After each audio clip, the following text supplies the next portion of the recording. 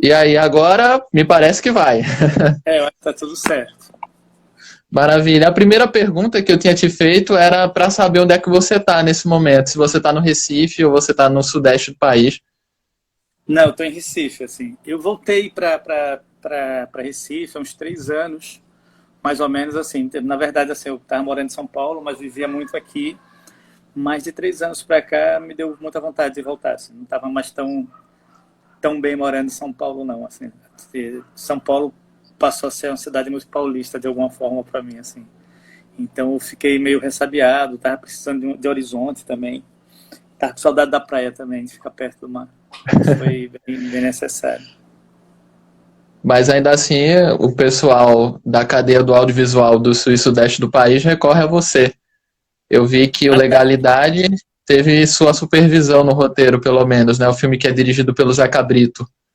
Sim, sim, sim.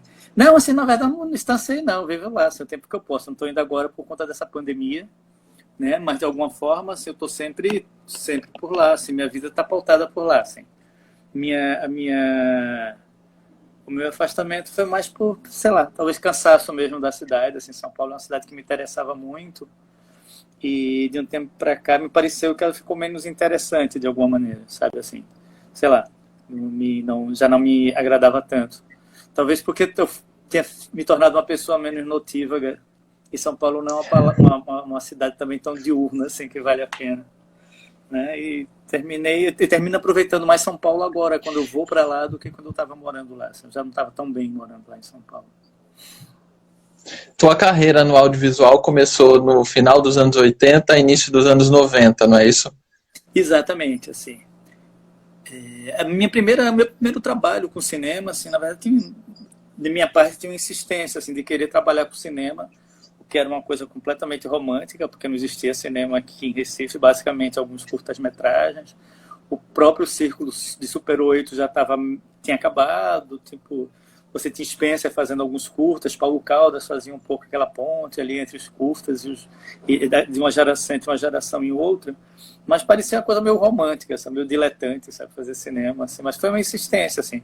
E em 89, 88 na verdade, mas 89 ficou ponto do filme, eu participei de um primeiro set de filmagem de fato, né? Que foi O Crime da Imagem, de Lírio Ferreira. Né? Foi filmado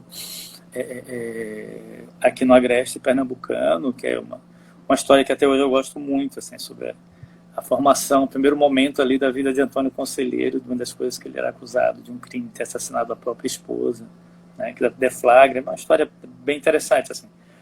Terminei reencontrando ela fazendo um documentário sobre Joaquim Cardoso, que ele tem uma peça sobre Conselheiro, e terminei reencontrando o crime da imagem ali, mas foi o meu primeiro momento dentro de um set, assim, né, trabalhando com cinema de fato. Já tem uma pergunta aqui da Nelly Barbosa. Ela questiona o seguinte: você fez parte do telefone colorido?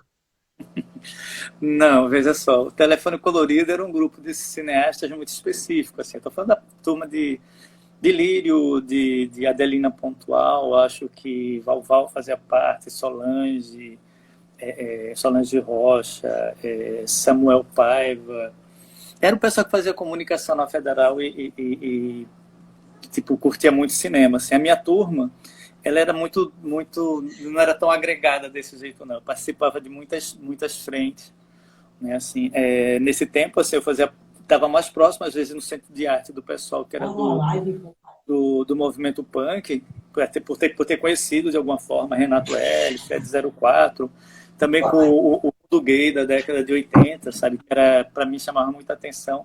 E naquela época era engraçado, porque eu adoro as pessoas do telefone colorido, são as pessoas que são muito meus amigos.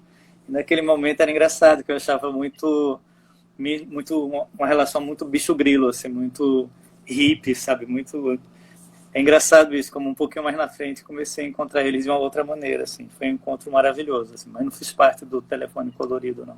Não faço parte da turma especificamente. Nos anos 90, a gente teve um filme muito marcante para o cinema que é feito em Pernambuco, O Baile Perfumado, do qual você participou como co-roteirista, né, ao lado dos diretores, o Lírio Ferreira e o Paulo Caldas. Inclusive, semana passada eu cheguei a conversar com o Paulo. E você teve um papel muito importante dentro do filme, E o baile perfumado é um catalisador pernambucano, né, de uma certa maneira. Você tinha várias outras pessoas da cadeia cinematográfica trabalhando, a Adelina Pontual, né, muita gente envolvida. Então eu queria que você relembrasse esse trabalho. O, o Baile Perfumado, assim, ele foi meio um pontapé inicial de um projeto cinematográfico, assim, eu acho, regional, que terminou vingando de uma maneira muito própria, assim, muito bem. Eu até diria que, sempre que eu posso eu falo isso, eu acho que esse pontapé inicial foi dado um pouco antes ali. O baile foi filmado em 95, né, mas em 94 tem 3 curta-metragens que foram rodados em Pernambuco que são muito importantes para a construção dessa ideia de produção cinematográfica feita em Pernambuco. Né? Os 3 filmes é o Cachaça, de Adelina Pontual, o Betts Alero Lero, de Lírio Ferreira, e o Maracatu Maracatus, de Marcelo Gomes. Né? Todas essas pessoas que eu estou falando estavam dentro do Baile Perfumado depois. Todas as equipes que trabalharam nesses filmes também estavam, de alguma forma, dentro do Baile Perfumado. Então, digamos que a preparação para o baile começou um pouco de forma de produção aí, nesse momento, por uma oficina, né? Foi muito responsável por isso, uma oficina feita com a Parabólica Brasil, em conjunto com a Funarte, de trazer técnicos profissionais para dar uma oficina, e essa oficina resultaria na execução desses filmes, como fosse um grande pacote para baratear e viabilizar a produção desses filmes. Foram realizados meio que na mesma época, que no prazo de um mês os 3 filmes foram realizados. Né? E isso desembocou no Baile Perfumado. Assim, o Baile Perfumado ele foi eu sempre gosto de falar assim, qual é a coisa mais importante. Obviamente o filme em si, como ele sai, como ele pega de surpresa as pessoas que vão ver, assim, foi uma das coisas mais emocionantes até hoje da minha vida, foi a apresentação do Baile Perfumado no Festival de Brasília, de 96, porque você via ali uma expectativa imensa de pessoas esperando um filme feito por essa galera que vem de Recife, era a ideia da retomada do cinema brasileiro, sabe, assim, isso era uma coisa muito aguardada naquele momento, mas digamos que o filme ele terminou sendo mais forte até do que a expectativa, assim, foi um pouco além, porque o filme ele tinha ele era muito metido no bom sentido, assim, do que ele queria, do que ele pretendia, de que releitura ele estava refazendo, sabe, onde é que ele ia buscar de alguma forma, assim, não foi tudo pensado do ponto de vista estratégico, mas foi tudo com muito carinho articulado, assim, a ideia de você ter um gênero cinematográfico, que era o cangaço,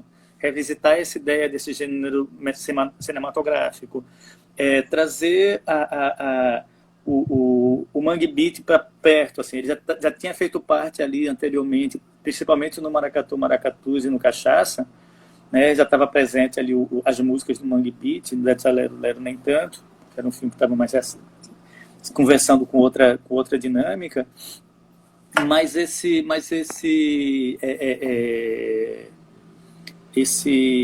filme, estão mandando mensagem para mim, eu estou tirando a mensagem.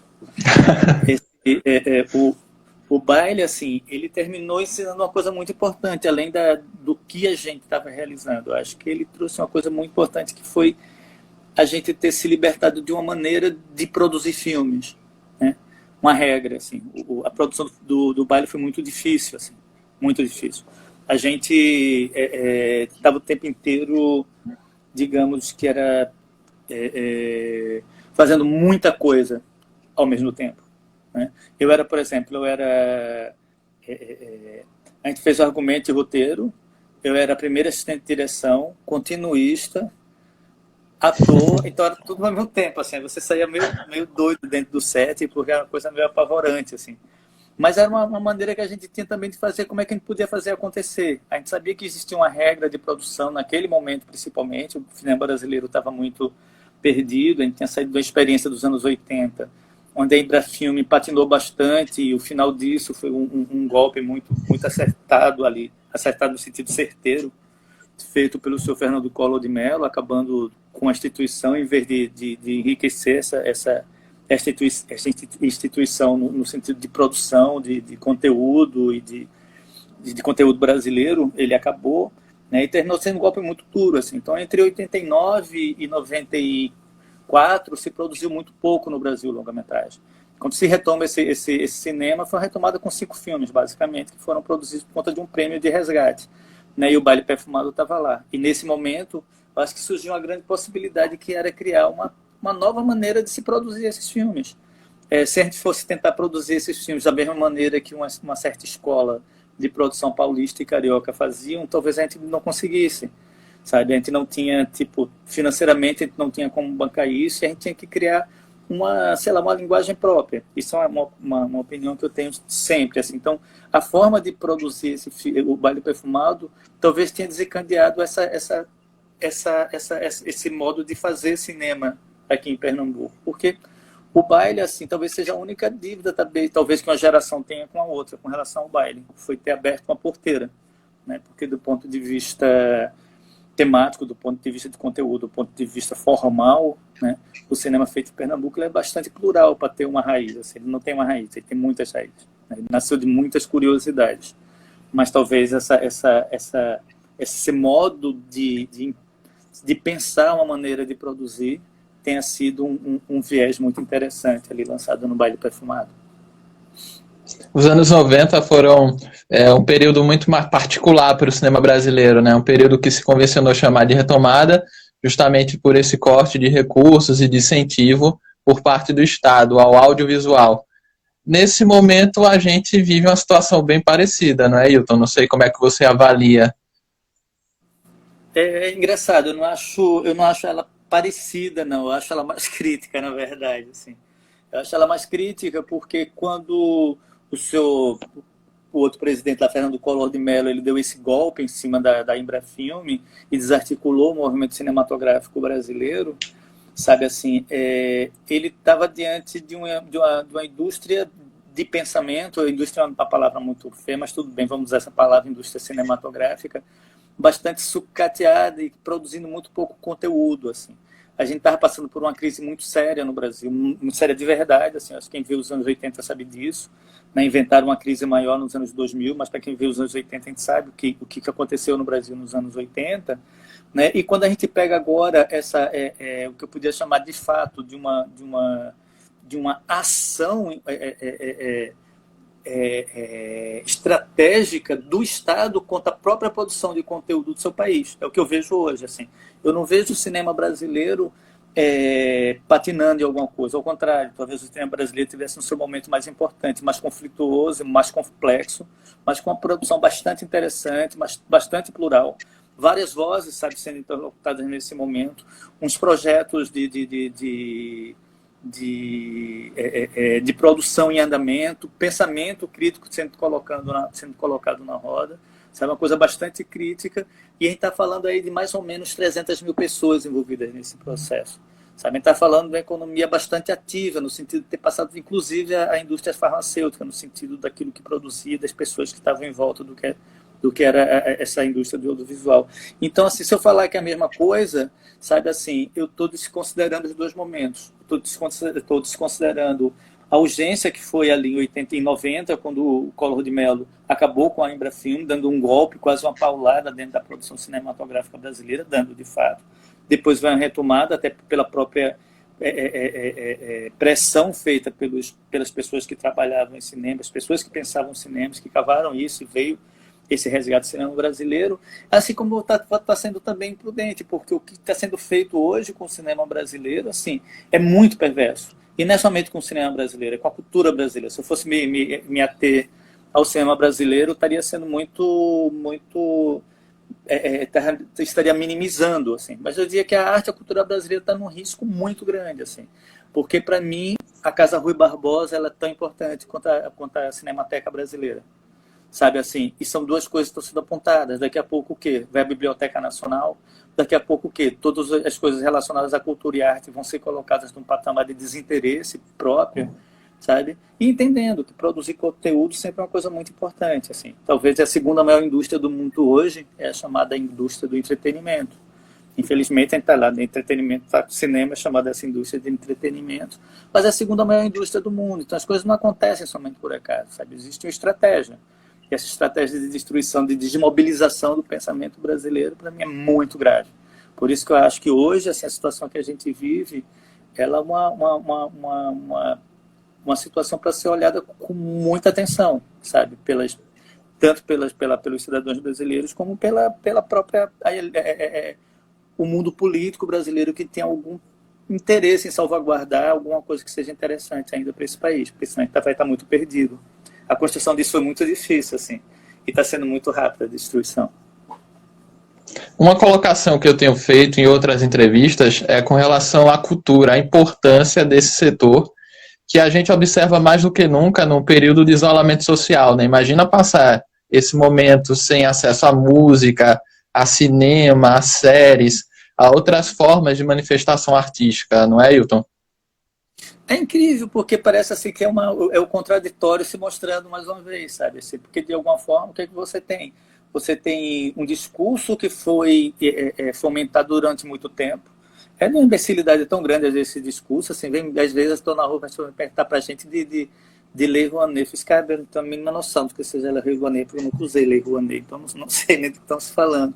Mas virou um adjetivo de uma coisa ruim, como se as pessoas pegassem dinheiro público, sabe, e botassem no bolso e fizessem alguma coisa, quando na verdade o que está se fazendo com as leis de incentivo ao audiovisual brasileiro e à produção visual e a cultural brasileira foi levar o status do país e o status da memória do país a um ponto muito elevado, sabe, assim, muito interessante, sabe, muito complexo, que é muito difícil construir isso, sabe, assim. E quando, na verdade, a gente pensa que existe uma articulação para desestruturar essa cultura no sentido de resultado artístico, daquilo que é pensado, que é experimentado, a gente vê talvez um esfacelamento, sabe, assim, da ideia de se criar uma nação, uma ideia de nação. É muito difícil uma nação que não tem caráter próprio, uma nação que não tem espelho, que não se representa culturalmente, né? Aí agora, quando você está no meio de uma pandemia, que as pessoas que compraram esse discurso, sabe, contra, que parecia um monte de vagabundo, elas têm que se colocar diante de uma tela, diante de um livro, sabe, diante de espetáculos que foram filmados, diante de transmissões radiofônicas, para consumir o quê? Conteúdo nacional. Sabe? Pode construir vários outros conteúdos, mas o conteúdo nacional estava muito presente. Sabe, assim, você entender o quanto isso é importante, como isso está presente.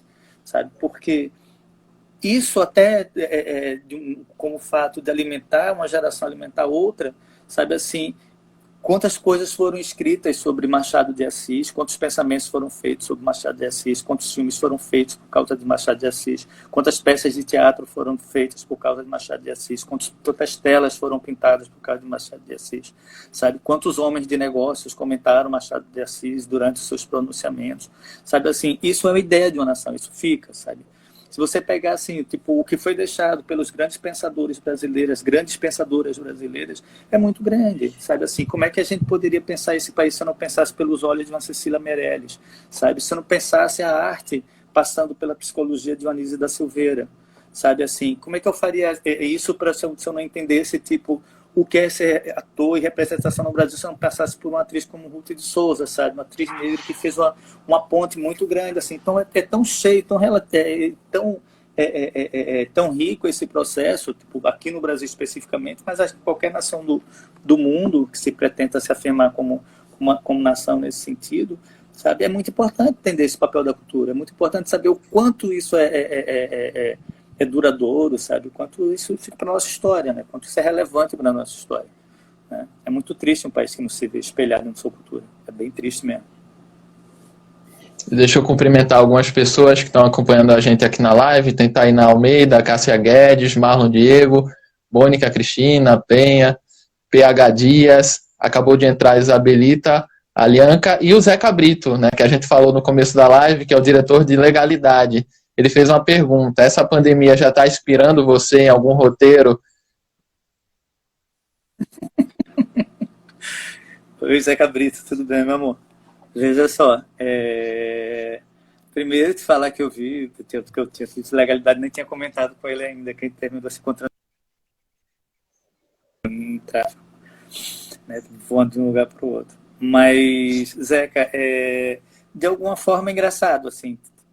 Eu tinha pensado um projeto anterior à pandemia, mas é um projeto de isolamento, assim, mas é muito mais com a questão política.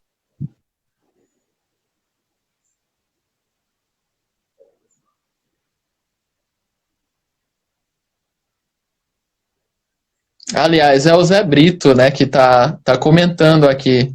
Achava que era o diretor do Legalidade, mas não é. De toda forma, Enfim, a conexão caiu aqui, a gente está tentando restabelecer. Vamos ver se o Wilton consegue voltar para comentar.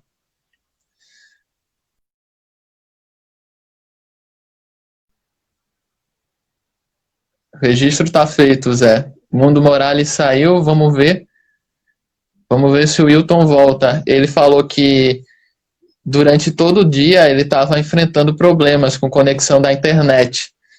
Ele falou que estava dando problema, a gente fez um teste à tarde. Vamos aguardar para ver se o Wilton Lacerda volta para conversar conosco. De toda forma, Zé, tua pergunta foi extremamente válida, importante aqui. Tinha falado no começo da live, Wilton Lacerda é um diretor e roteirista pernambucano, bastante premiado. Daqui a pouco ele está voltando, já apareceu aqui, deixa eu fazer o convite. Vamos ver se o Wilton está entrando. Oi. Oi, Wilton, deixa eu falar uma coisa antes. Não é o Teca Brito, é porque estava muito parecido o nickname dele, é Zé Brito. É Zé Brito, não... Eu imaginei quando eu vi aqui escrito agora que eu vi que era Zé Brito que estava falando. Não era Zé Pronto. Brito. Mas é aquilo, né? Enfim, pode continuar. Tá bom, mas sobre Zé Brito, sobre se eu tenho algum projeto sobre pandemia, é engraçado, assim, não exatamente agora. Estou escrevendo um conto que tem um pouco a ver com isso, aproveitei esse período de reclusão para escrever um conto que deve ser publicado na editora, na parte eletrônica de uma editora, que é a N-1. Espero até quarta-feira entregar para ele. Tem um pouco a ver com essa ideia da pandemia. Mas é engraçado, porque eu estava com um projeto antes dessa história de pandemia, que era um projeto de isolamento, mas era a ideia de um isolamento político, assim, era a ideia de 3 personagens que estavam isolados em uma área meio rural, e eles ficavam contando histórias, sabe, sobre 3 eixos diferentes. Um era um eixo sobre a devolução do sangue Yanomami, que tinha sido levado para os Estados Unidos para experiências científicas no final dos anos 60 e 70. Outra história era sobre catadores de conchas moçambicanos na ilha de Moçambique, né? E outra era sobre sebastianismo no sertão, assim. Mas eram histórias que eles iam contando ali porque estavam isolados, porque estavam foragidos de alguma coisa. Era meio inspirado no Decameron, né? Que se passa exatamente na época de uma peste, que as pessoas se reúnem, se isolam das cidades para ficar contando histórias uma para as outras, assim. Aí aconteceu, calhou mais ou menos com a história da pandemia, né? E agora, durante a pandemia, assim, o que eu fiz meio de fato foi, primeiro, tinha acabado de lançar o Fim de Festa, né? O Fim de Festa, ele já, na minha concepção, ele já tinha alguma coisa de incômodo ali sobre um país que não acontecia, alguma coisa que não andava. Uma das últimas frases do personagem Ângelo, né, que é feito por Leandro Villa, é tipo, segunda-feira vai começar o ano, se houver ano, sabe assim. Toda a ideia de que, mas não era por conta de pandemia, não era coisa futurista, não era questão somente das questões políticas que estavam envolvendo o Brasil, como é que a gente ia andar daqui para frente. Então, para mim, eram coisas que interessavam bastante. Aí eu estava dando conta do lançamento do filme, quando começou os cinemas foram fechados, o filme só passou uma semana em cartaz, estava indo super bem, mas terminou saindo porque os cinemas foram fechados, ele foi lançado nas plataformas de streaming, então tem um problema aí, um tempo para se dedicar a isso. E estou montando uma série também. Essa série foi toda montada durante a pandemia, que é o Chão de Estrelas, que é uma série do Canal Brasil, uma série nova, que é um spin-off, uma espécie de spin-off do Tatuagem, mas é contemporâneo, sobre um grupo de teatro, né? Então, de alguma forma, a gente continua fazendo as coisas, assim, agora muito preocupado em saber, porque se a gente estava muito mal no sentido de saber como é que a gente ia produzir, a gente tem que entender agora quando é que a gente vai estar apto para produzir, de que forma a gente vai voltar a produzir, né? Existe um conceito aí de comportamento que a gente entender.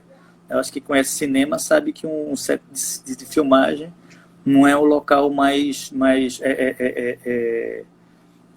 isolado do mundo, assim. Sabe? Ele vive uma manifestação, uma movimentação de pessoas muito grande. Assim. São coisas até que eu me pergunto às vezes. As pessoas dizem, tem que inventar um novo modo de fazer. Sabe? Eu sei que esse modo, na verdade, são coisas passageiras, terminam se adequando de uma outra forma. Em breve a gente volta a articular de outra forma o cinema, mas me dá muito medo também. O tipo de carecimento que essas novas práticas podem trazer, essa inviabilidade que causam na produção que não esteja centralizada num grande capital, sabe, mais centradas em ideias mais comerciais, sabe, tudo isso me preocupa muito, assim. A própria ideia mesmo de cinema, assim. Talvez a ideia de escrever um conto agora durante a pandemia seja isso, assim, no conto, assim, as pessoas elas podem perder o pudor muito, assim, sabe, os corpos podem se tocar, elas podem se permitir a coisas mais invasivas no futuro próximo, de alguma maneira, sabe, assim, mas eu fico muito preocupado, bastante preocupado, assim, com o que vai acontecer com essas novas normas que vão colocar. Você falou em set de filmagem. Coincidentemente, no final do ano passado, eu transitava por uma rua na Boa Vista.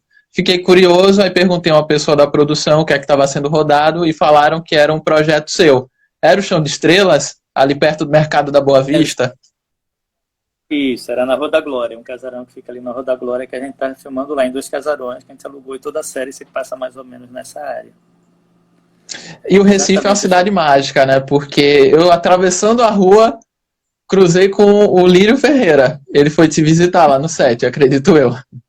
Uhum, foi sim, ele foi algumas vezes no set. Porque é muito bom. O set é uma coisa engraçada, até virando meias vezes uma sala de visita, não que vive cheia de gente. Mas é muito bom receber, você vê as pessoas próximas, vão aparecendo. Até porque sua vida acaba, assim, durante um bom tempo, assim, um processo de produção, vamos dizer que entre a pré-produção, produção e pós, você demora aí mais ou menos um ano e meio, pelo menos, para esse processo. Durante o processo de filmagem, assim, você está ali 12 horas por dia em set, fora o que você faz fora de set, sabe, assim, completamente voltado para uma equipe, assim, que às vezes, que isso é muito importante, fique claro, assim, o que é que você movimenta de pessoas em volta de uma equipe. Né? O Chão de Estrelas, ela é uma série muito barata do ponto de vista financeiro em relação às outras séries, como foi o Fim do Mundo, que outras séries que a gente fez, que eu fiz com Lírio, inclusive, como foi o Lama dos Dias, que eu fiz com Dolores. Elas são séries muito abaixo do orçamento que elas têm, assim, porque elas têm um tratamento muito refinado, mas assim, elas precisam de um comprometimento muito grande, né? E o Chão de Estrelas tem isso, assim, os episódios eram relativamente eram muito baratos, mas tem cenas que a gente reunia cerca de 200 pessoas, de elenco, equipe técnica, então assim, isso por dia é uma coisa absurda, né? Fora do que ela movimenta indiretamente, das pessoas que estão dando apoio, suporte, alugando coisas, assim, é um trabalho muito incrível, assim. Mas essa ideia, assim, e essa ideia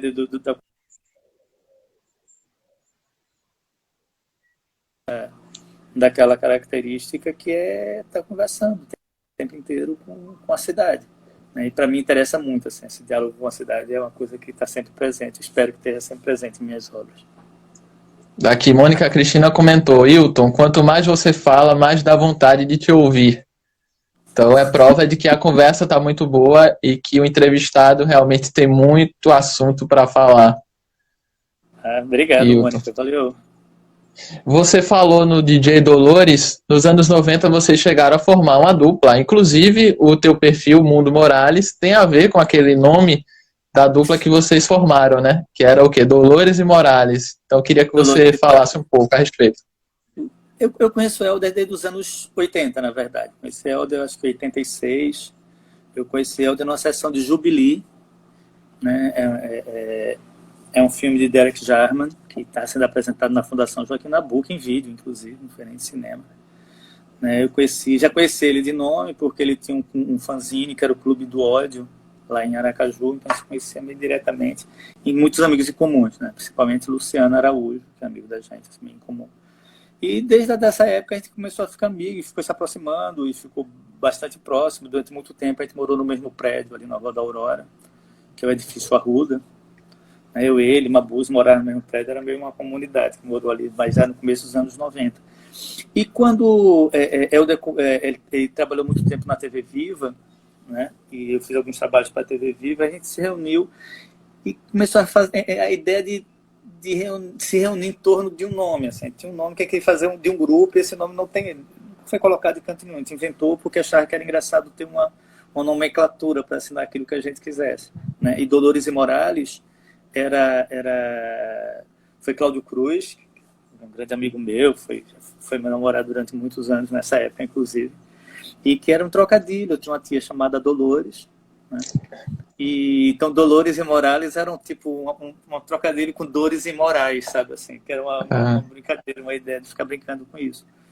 E Helder assumiu o Dolores quando ele começou a tocar como DJ, e também ficou o Morales. Então o mundo Morales tem a ver com isso. Minha empresa já foi Grande Morales também, passa nota. Então faz parte, sim. A gente fez muita coisa junto, assim, tanto em vídeo, a gente fez bastante clipe do Movimento Mangue ali no início, o Maracatu do Tiro Certeiro, que eu tinha filmado ainda com o Paulo Caldas, lá na X Filmes. Esse material estava parado, aí o Helder pegou e colocou ele na ativa e fez a edição. Eu tinha filmado com o Paulo e com o Marcelo Luna e terminou que ficou. Eu e Helder terminou montando isso na TV Viva. E também o Samba Esquema Noise do Mundo Livre, S.A. E tudo muito caseiro, muito barato. Assim, as coisas eram feitas por favor, assim, fotografia, câmera. Assim. E outras coisas, assim, como o Helder ele é muito habilidoso em várias áreas de arte. Assim. A gente fez, por exemplo, o primeiro disco o da Lama ao Caos, o primeiro disco do Chico Sainz Nação Zumbi, também a capa é da gente, a história em quadrinhos é minha, ilustrada por Helder. Sabe, a gente fez também a capa do primeiro disco da banda Ed, a gente fez muita coisa. O projeto do Mestre Ambrósio, todo, assim, do primeiro CD do Mestre Ambrósio, a gente fez a capa, a tipografia, os clipes, fez a direção de arte do show, assim como no Mundo Livre também. Então era uma dupla meio que se divertia muito, assim, fazendo as coisas. E essa ideia, eu me lembro que uma vez Renato Eri ia fazer uma festa, perguntou, eu posso usar o nome Dolores e Morales para tocar? Eu falei, cara, pode usar, tá, não tem problema não. Isso é meio diversão da gente. Você já tocou nesse assunto, sua relação com a música também é muito forte, né? Além desse trabalho nos anos 90, você chegou a dirigir um documentário sobre o Cartola, né? Foi um documentário dirigido com Lírio Ferreira, né? 2007, teu primeiro longa-metragem. Foi um longa documental, né? Exatamente, assim. Minha relação com a música é engraçada, assim, eu sou péssimo músico, assim, não sei tocar absolutamente nenhum instrumento, assim. Eu gosto de cantar, quando eu canto pra mim, mas quando eu vou compor é engraçado, eu entro numa loja completamente errada, assim. Mas música é uma coisa que fez parte da minha vida, assim. Música em todos os sentidos. Música no sentido de eu sempre fui muito influenciado por uma coisa muito pluralizada, sabe? Eu nunca tive muito uma tendência específica que eu gostasse ou não. Por exemplo, quando eu conheci Dolores, era engraçado, porque Helder tinha muito desse movimento, sabe? Do punk rock, ele tinha muito essa coisa, principalmente com relação aos movimentos musicais da década de 70 e 80, assim, coisas que eu conhecia, não eram dedicados exatamente a isso, mas passei a colecionar no começo dos anos 80, eu acho que quem vive essa época sabe muito bem disso. A gente tinha uma indústria fonográfica que lançava muito pouco, então você vivia brigando quem viajasse para fora, alguém que viajasse. Também raríssimas pessoas viajavam para fora. Trazer um disco, trazer uma fita cassete, trazer alguma novidade que a gente pudesse ver competindo um ou outro para ver quem tinha mais informação sobre esse mundo, né, que estava acontecendo ali fora. Mas assim, a minha formação tinha muito a ver com samba, por exemplo. Assim. Eu passei minha infância ouvindo meus tios, meus pais cantando samba aqui no Recife, principalmente São Paulo menos, porque eu fui isolado da família com meus pais. Mas aqui tinha muito isso, não porque meus pais fossem sambistas, mas era uma época muito marcada pela seresta. Então a seresta e samba estavam muito ligados. Assim, tipo, Canhoto era uma pessoa que frequentava a casa do meu tio. Então dia de domingo fazia cozido, fazia dobradinho, fazia feijoada, ficava todo mundo tomando cachaça e cantando samba. E naquele momento também ali, começo dos anos 70, né, 170, 72, era muito... Esses sambas tipo de Cartola, né, os cavaquinhos, estavam muito em evidência, tinham ficado muito em evidência. Então, assim, era meio uma descoberta antiga, mas está se tornando recente naquele momento. Então, eu fui criado muito ouvindo isso. Tá? Ouvindo isso, como ouvindo Maria Bethânia, como ouvindo Raul Seixas, como ouvindo Carlos Alexandre, sabe? Como ouvindo Wilson Grey, Márcio Greik, como ouvindo uma confusão de coisas que faziam parte dessa minha formação. Então, eu era muito cosmopolita, no sentido musical. Passava por música, tipo, ouvir bar, sabe? Ouvir cantatas, um monte de coisa. Era muito misturado. Meu gosto era muito misturado musicalmente. Mas, ao mesmo tempo, assim, terminava caindo nessa salada ali dos anos 90, que era muito interessante, né? Assim, né? Como eu era um admirador, ali nos anos 80, eu gostava muito da Tropicália. Então, assim, quando você via um movimento surgir aqui, que era o Mangue Beat, você via, não era a tradição da Tropicália, mas uma tradição de alguma coisa fora de um esquema mais oficial, produzindo informação, produzindo cultura, produzindo música, isso era muito excitante, né? Então, aquele momento, assim, aí a música criou um barulho imenso, assim, passou a fazer bem mais parte da minha vida na prática do que antes, no sentido de fazer clipe, de ficar pensando capas de disco com Helder, né, pensando o que fazer sei lá, um determinado show que chamasse a gente para fazer. É o próprio Helder, quando começa a se dedicar à música. Então, isso é uma parte muito importante. A minha formação é bastante importante. Eu acho que foi um encontro muito feliz, assim, o encontro do audiovisual com o Mangue Beat, sabe? Foi um momento muito, muito precioso, assim. Não foi nada pensado, mas foi bem importante. E acho que, nesse sentido, mesmo vindo antes, eu acho que o Baile Perfumado foi uma pedra fundamental nisso. A gente sempre fala que os filmes pernambucanos podem ser horríveis, mas as trilhas são maravilhosas. Aproveitar para saudar algumas pessoas aqui, o Fred Jordão, Camilo Cavalcante, também, né, o diretor de A História da Eternidade, foi um dos entrevistados da gente aqui nessas lives. A gente falou do Fim de Festa, né, que foi o teu segundo longa-metragem ficcional, enquanto realizador, mas antes dele teve o Tatuagem. Coincidentemente, o Irandir Santos é protagonista dos dois filmes, né? Irandir que tá bombando e o Brasil inteiro tava amando odiar o personagem dele agora na novela Amor de Mãe, mas com foco nos teus dois trabalhos, você tem uma relação muito forte com o Irandir, né? Irandir é engraçado. Acho que qualquer pessoa que trabalhou com o Irandir sabe como é que trabalha com o Camilo, que tá aí, sabe o que é trabalhar com o Irandir. Sabe, obviamente, assim, é meio chato falar isso às vezes, que você está falando, parece que é uma coisa especial. Não, os atores, para mim, são personagens muito importantes. Os atores, eu acho, esse processo de possessão que os atores passam, que eles se entregam dentro de um projeto artístico, é uma coisa que me impressiona bastante, sabe? Assim, é muito fácil você entender, sabe, às vezes, assim, o que é um grande ator, e um grande ator é quando ele está completamente tomado por aquilo que ele faz. Sabe, assim, e eu fico muito feliz, assim, das pessoas que estiveram perto, mas principalmente da gentileza das pessoas que têm alguma, sei lá, alguma técnica, um talento ali com misto de técnica que consegue trazer com as pessoas que estão juntos também para esse universo. Nesse sentido, eu acho que a experiência com o Irandir tinha começado indiretamente, tinha começado principalmente no Baixio das Bestas, né, que ele faz papel de maninho, o que está cavando a fossa, foi quando eu comecei de fato uma relação mais fina ali com o Irandir, que ele faz divinamente. E depois também no Febre do Rato. Né? No Febre do Rato, ele já como protagonista no papel de Zizo. Né? Zizo, que inclusive o personagem que inspirou meu livremente, o personagem de Irandir, faleceu a semana passada, que era um dos personagens mais interessantes que essa cidade já criou. Né? E quando veio Zizo e Irandir veio, aí sim a gente afinou bastante, sabe? Essa nossa cumplicidade nesse sentido, assim. Assim, trabalhar com o Irandir às vezes é um processo de cumplicidade, assim, de compreensão muito grande. Irandir costuma dizer que todas as coisas importantes passaram um pouco por mim, entendeu? Mas na verdade eu acho que é um pouco inverso, assim. É muito impressionante como eu fico agradecido, sabe, de poder ter alguém que seja tão cúmplice dos trabalhos que são pensados, como ter essa pessoa ser Irandir. Né?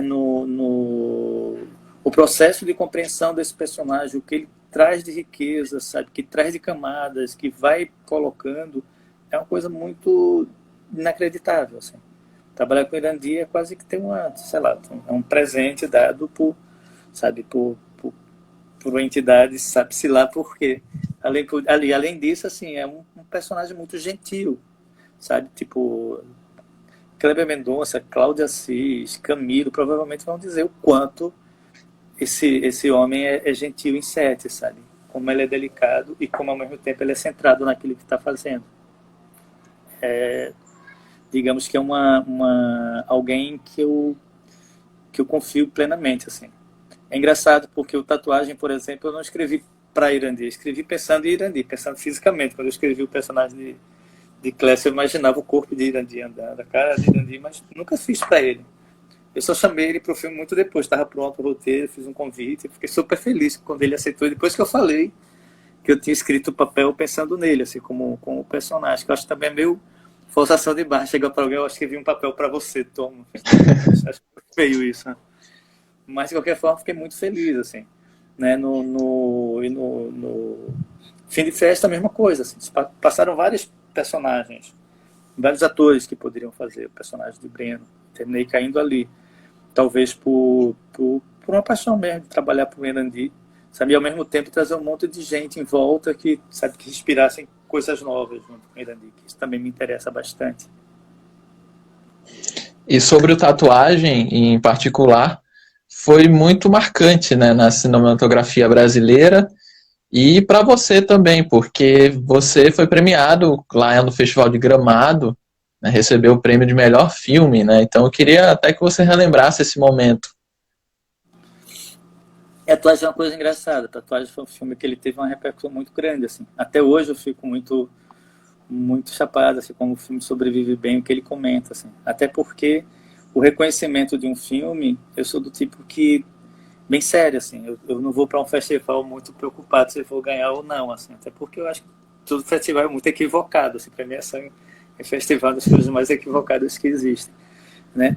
Mas obviamente quando você ganha é bom. Você ganha sabe, o filme ganha uma dimensão, você ganha uma espécie de uma massagem que é muito interessante, sabe, tá ali presente, assim, né? Mas não é a coisa primordial. Mas quando você ganha esse prêmio, você entende às vezes a dimensão, sabe? Aconteceu um pouco com o Fim de Festa também, quando ele ganhou o Festival do Rio, sabe? O primeiro festival que a gente tinha colocado, a gente queria lançar ele rápido, não queria demorar, que ele logo depois fosse lançado, porque eu achava que tinha urgência, assim, ficava meio paranoico. Eu fazia, João, eu tenho a impressão que daqui a pouco a gente não vai lançar mais filme, assim, vai ser baixada uma lei no Brasil onde é proibido lançar filme brasileiro, seja lá qual for o motivo, mas eu tinha muita agonia, assim, queria muito que fosse lançado logo. O João também achava, a gente tinha contra também essa demora entre o filme passar no festival e ir para a sala de cinema, sabe? Eu sei que tem todo um agenciamento, um direcionamento comercial, econômico, mas, assim, de qualquer forma, eu sempre acredito que tem o tempo, de fato, do filme em si, né, a urgência que ele tem. E o Tatuagem, quando ele foi feito, assim, não era de modo algum uma janela sentimental no sentido de pensar uma época. Não, ele era muito bem pensado no sentido de imaginar o hoje, só que abrindo essa janela no passado, sabe? De que forma eu posso ver essa janela ali no passado e comentar coisas que estão me incomodando no presente, né? E talvez isso tenha sido o resultado mais interessante do Tatuagem, sabe? Porque as pessoas não estavam se reconhecendo naquele filme por causa de um saudosismo de uma época que não viveram. Não, então, talvez se refletindo numa coisa que elas viam acontecer, que sabia que aquela janela já estava aberta há muito tempo. Tem vários detalhes no Tatuagem que são muito mais uma viagem com relação ao tempo, assim. Mas principalmente essa percepção, assim, de que alguma coisa, toda vez que alguma coisa ela ganha dimensão e ganha grandiosidade, está fugindo um pouco das arestas daquilo a que ela serve, sabe? No Brasil sempre vê um poder por fora para tentar minimizar, sabe? Vamos dizer, esse aparecimento, sabe? Essa grande explosão que é a criação da arte em todos os sentidos, assim. E no Brasil acontece outra vez, né? Acho que a gente está discutindo bastante sobre cinema, bastante sobre sociedade há muito tempo, saindo assim talvez os filmes mais bem realizados do ponto de vista do pensamento e da criação. E aí você está todo, sabe, o cinema feito em Pernambuco, o cinema feito no Ceará, o cinema feito em Minas Gerais, o cinema feito em Goiás, o cinema feito no Pará, no Amazonas, sabe, o cinema feito no Rio Grande do Sul, o cinema feito em São Paulo e no Rio de Janeiro, porque também tem que lembrar, essas pessoas, tem pessoas que estão fazendo lá, não são desse eixo de produção grande, são eixos de produções menores também que fazem filmes tão interessantes, tão radicais, sabe? Tá aí o filme do Caixote, sabe, para mostrar isso, sabe? Tá aí o pessoal da Federal Fluminense, sabe? Tá aí o pessoal das Duas Mariolas, tá? Um monte de gente fazendo uma quantidade de informação absurda e muito interessante, sabe? Assim, exatamente nesse momento a gente sofre vamos dizer, um dano, assim. E é muito, eu acho talvez a coisa mais importante assim desse conceito é entender que toda vez que você dá voz ao mundo periférico, às bordas, sabe, do pensamento, você vê o quanto tem de pensamento nessas bordas, o quanto tem de pensamento nessa periferia e o que ela é capaz de produzir, sabe? E como também ela incomoda, né? De alguma maneira é bom lembrar que existe um certo incômodo também, né? Quando eu assisto um filme do pessoal dos filmes de plástico, assim, eu saio tão chapado que eu fico imaginando, nossa, assim, isso deve mexer com os brilhos de muita gente, sabe, assim, que não acha, sabe, que aquele tipo de produção vai ter um resultado tão refinado, sabe, tão absurdo, sabe, tão grandioso como tem o resultado dos filmes de plástico, sabe, assim. E isso para mim é muito importante, assim, entender isso e respeitar muito, assim. Tem um filme, por exemplo, que eu sou muito triste porque eu não vi o filme, eu não consegui ver no Rio, no Festival do Rio. Ele estreia agora, o que é uma tristeza também, que é a Febre, de Maia da Rim, sabe? É um filme que tá louco para ver, louco para ver. Até hoje, assim, eu li o roteiro várias vezes, tenho participado de alguns detalhes que eu pegava o roteiro e lia, eu sou muito afim de ver. E não vi ainda, assim. E tem isso, né? Eu fiquei muito triste quando o fim de festa foi lançado e logo em seguida os cinemas fecharam. Mas aí Milena Times, que trabalha comigo, eu fiz, mas isso foi porque ela trabalhou também no Febre, e ela falou assim, mas assim, imagina o Febre, que não conseguiu nem ser lançado, assim, isso é muito angustiante, ia ser tudo lançado em abril. Ainda bem que foi lançado, fizeram. Desse prisma foi muito bom, sabe, ter ainda conseguido ali ter lançado um filme, que a gente não sabe direito como é que essas coisas vão se articular de fato, né? Não só o relançamento de filme, mas o próprio uso das salas de cinema. Lembraram aqui também do alumbramento, né? Você falou lá do Ceará. Sim. Aí lembraram também. Pessoal de Contagem, filmes de plástico, né? O Gabriel Martins, o André Novaes. Eles têm produzido muita coisa interessante, né?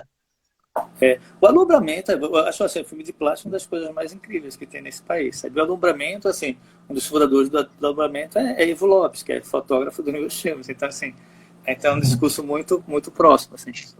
São universos muito diferentes, mas pessoas muito próximas e muito queridas, sabe, assim. Sabe, tipo, eu estou falando desses cinemas assim, mas estou obviamente deixando de falar um monte da cinematografia geral que está sendo feita no Brasil, sabe, do filme que está sendo feito na Paraíba. A Paraíba é um celeiro incrível, sabe, de produção cinematográfica feita hoje, sabe, a Bahia, sabe, assim, é uma nova geração que veio da Bahia produzindo, e todas ali, sabe, abençoadas por alguns cineastas que eu acho, assim, um dos mais relevantes, assim, e desses, assim, Edgar Navarro é um dos que eu mais amo, assim, uma pessoa que eu amo profundamente. E você vê toda uma geração, sabe, assim, se voltando e produzindo cinema, sabe, com a liberdade de contextualização muito grande, assim. E isso é uma coisa que realmente eu acho uma pena que a gente perca. Eu acho, na verdade, assim, a gente precisa ter uma resistência muito grande para continuar a fazer esse tipo de cinema que a gente acredita. E cinema cabe muita coisa, é bom deixar claro também, né? É um período muito produtivo, né, contraditoriamente, apesar das políticas culturais para o setor audiovisual, mas é um período de muito reconhecimento para o cinema brasileiro, né? No ano passado, lá no Festival de Cannes, a gente teve 2 longas, o Bacurau premiado, né, recebeu o prêmio do júri, e a mostra Um Certo Olhar foi vencida pelo filme do Karim Anush, A Vida Invisível, né? Você falou em A Febre, o filme da Maia Dahrin foi premiado em Locarno também, né? Uhum. Pois é, assim, eu acho que tem esse reconhecimento, eu acho que tem o reconhecimento do amadurecimento dessa cinematografia, que eu acho que esse amadurecimento ele é antigo, inclusive, assim, ele não é uma coisa tão recente, não, ele se pautou, talvez porque a cinematografia brasileira ela é muito limitada do ponto de vista da América Latina, não fala espanhol, é uma cinematografia muito específica, sabe, vem de uma outra raiz, mas é uma cinematografia muito forte mesmo, assim. E quando ela está mais bem representada, ou seja, ela está tão cheia de nuances, sabe? Tantas vozes, sabe, diferentes falando ao mesmo tempo, sabe? Se comprometendo com ideias diferentes. Exatamente nesse momento, a gente é desarticulado internamente.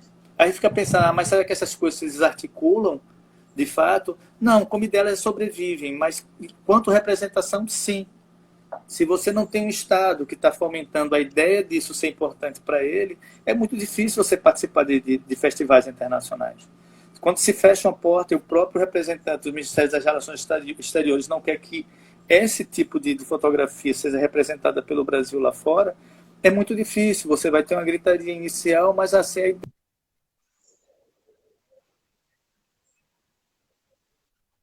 esses...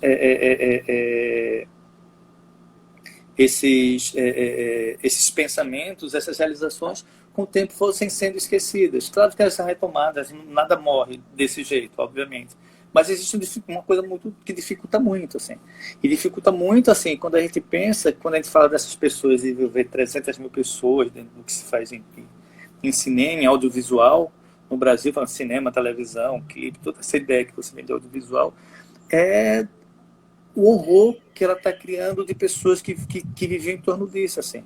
Sabe? A gente está fazendo movimento todos os dias, sabe, para ajudar as pessoas do audiovisual que estão passando necessidades muito sérias com a paralisação das produções. Mas muito sério, estou falando desde dinheiro para comprar gás, para comprar comida, pagar seu aluguel.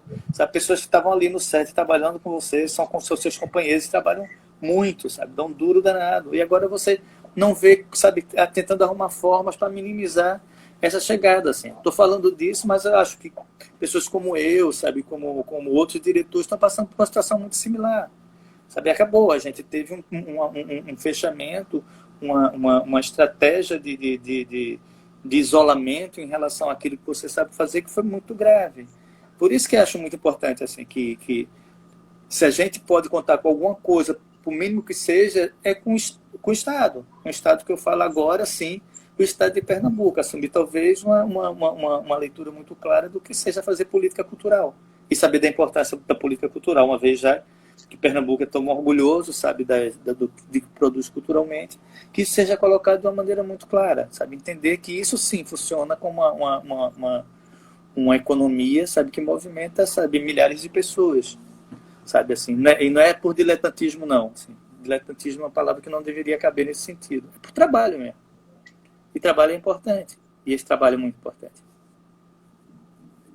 A gente está chegando ao fim da conversa, mas antes eu queria até tocar nesse assunto sobre a situação da cultura no Brasil, porque eu cheguei a entrevistar aqui no Cinegrafando a realizadora Cíntia Domit Bittar, que ela estava na linha de frente também para aprovação de um projeto de lei relacionado à questão da emergência cultural, né? A chamada Lei Aldir Blanc, né? Que está tramitando agora no Congresso. Passou lá pela Câmara e agora é o Senado que tem a responsabilidade de aprovar. É uma situação muito difícil mesmo, que não só o audiovisual brasileiro, mas a cultura como um todo está passando. E você falou nessa questão do fomento ao audiovisual, eu me lembrei de um ponto referente à Embratur, que ela tinha um projeto milionário para incentivar artistas internacionais a fazerem obras aqui no Brasil. Eu não sei se você lembra ou se você está sabendo, mas a Embratur planejava, ou ainda tem em mente, fazer um projeto com Sharon Stone aqui no Brasil. Você ouviu falar nessa questão? Sim, isso foi uma coisa que se falou e era a ideia de dizer, só assim o Brasil vai fazer parte, sei lá, vai internacionalizar a sua produção.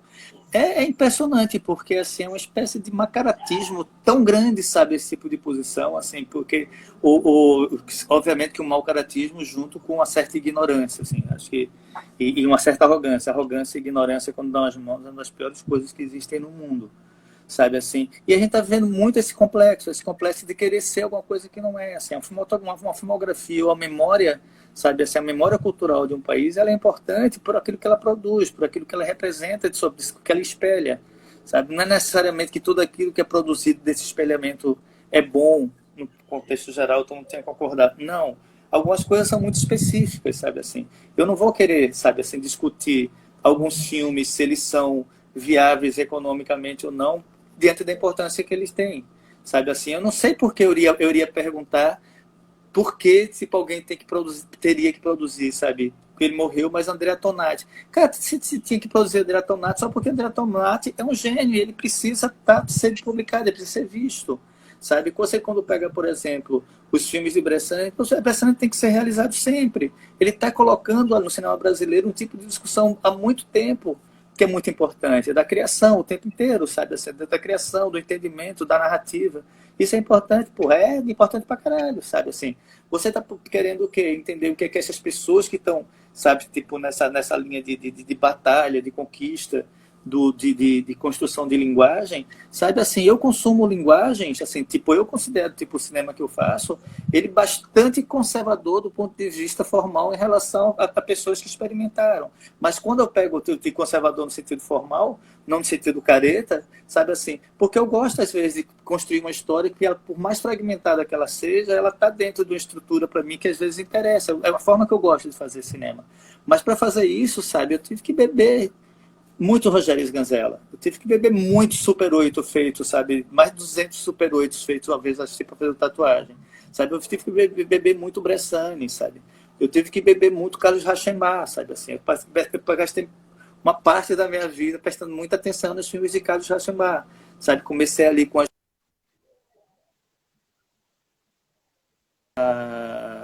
sabe, todos os filmes dele da época da Boca do Lixo, que é muito importante, sabe? Isso é uma parte dessas experiências, sabe? Dessas pessoas que sim merecem o tempo inteiro estar fazendo cinema.